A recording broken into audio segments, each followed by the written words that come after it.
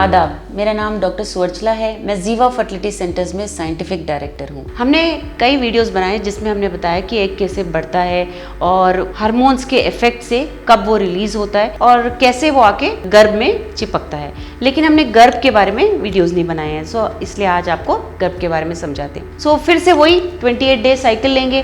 Period duration अगर 28 days का रहा, उस उदाहरण से मैं आपको समझाऊंगी। पीरियड का पहला दिन जैसे मैंने बताया उसे मेंस्ट्रुअल पीरियड कहते हैं। वहां से डे 5 या डे 8 तक नॉर्मल होता है। 3 दिन का भी हो सकता है या 8 दिन तक भी हो सकता है पीरियड। सो अगर आपको 3 दिन तक ही पीरियड हो रहा है तो भी नॉर्मल है, और अगर 8 दिन तक भी पीरियड हो रहा है तो भी नॉर्मल है। सो उसके बाद ये जो गर्भ का लाइनिंग है आप देख सकते हो साइज में कम हो रहा है। इस दौरान जो भी आपका ब्लीडिंग होगा वो सब जो एंडोमेट्रियल लेयर है वो ब्लीडिंग के माध्यम से बाहर आ जाएगा और धीरे से फिर से वो बढ़ता रहता है। सो इस ड्यूरेशन को जब ये शेड हो रहा है और दूसरे पीरियड के लिए तैयार हो रहा है उसे फॉलिकुलर फेज कहा जाता है। जब अंडा बीच साइकिल में रिलीज होता है उसे ओव्यूलेटरी डे कहा जाता है, यानी कि जिस दिन ओव्यूलेशन हो रहा है ओव्यूलेशन डे कहा जाता है। सो इस दौरान आप फिर से देख सकते हो अंडा रिलीज होने के बाद फिर से गर्भ बढ़ने लग रहा है। ये कुछ हार्मोन्स के इफेक्ट से जैसे ल्यूटिनाइजिंग हार्मोन प्रोजेस्टेरॉन की वजह से हो रहा है,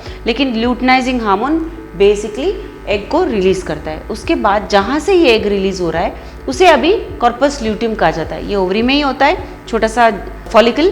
जब फॉलिकल से अंडा निकल जाता है वो फॉलिकल अभी कॉर्पस ल्यूटियम कहलाता है और वहाँ से प्रोजेस्टेरॉन नामक हार्मोन रिलीज होता है। वहाँ से नहीं, एंडोमेट्रियम से भी रिलीज होता है, यानी गर्भ से भी रिलीज होता है, जिसकी वजह से फिर से गर्भ का जो लाइनिंग है बढ़ना शुरू होता है। इसलिए बढ़ता है क्योंकि ब्लड फ्लो ज़्यादा होता है, उसमें टिश्यू ज़्यादा इकट्ठा होते होते थिकनेस बढ़ता है। ये थिकनेस बहुत ज़रूरी है। अगर एम्ब्रियो तैयार हुआ है तो यहाँ तक आकर गर्भ पर आकर वो चिपक कर उसके अंदर जाकर एक बेबी की तरह फॉर्म होता है। सो अगर ये एंडोमेट्रियम ठीक ना हो तो आप देख सकते हो कि प्रेगनेंसी में प्रॉब्लम हो सकता है। अगर ये ठीक से पिछले साइकिल में ठीक से नहीं निकला है तो भी प्रॉब्लम हो सकता है। इसलिए आप समझिए इसकी प्रक्रिया क्या है। पहले एंडोमेट्रियम शेड होता है, उसके बाद दोबारा से तैयार होना शुरू होता है। सो अगर आपको प्रेगनेंसी में प्रॉब्लम हो रहा है तो स्कैन्स के द्वारा ये देखा जाता है कि एंडोमेट्रियम में कुछ प्रॉब्लम है क्या ये ठीक से बढ़ नहीं रहा है। अगर हम इस दौरान कर रहे हैं तो बढ़ नहीं रहा है क्या देखते हैं, इस दौरान कर रहे हैं कि ठीक साइज में है या नहीं, अगर इस दौरान कर रहे हैं तो देख रहे हैं कि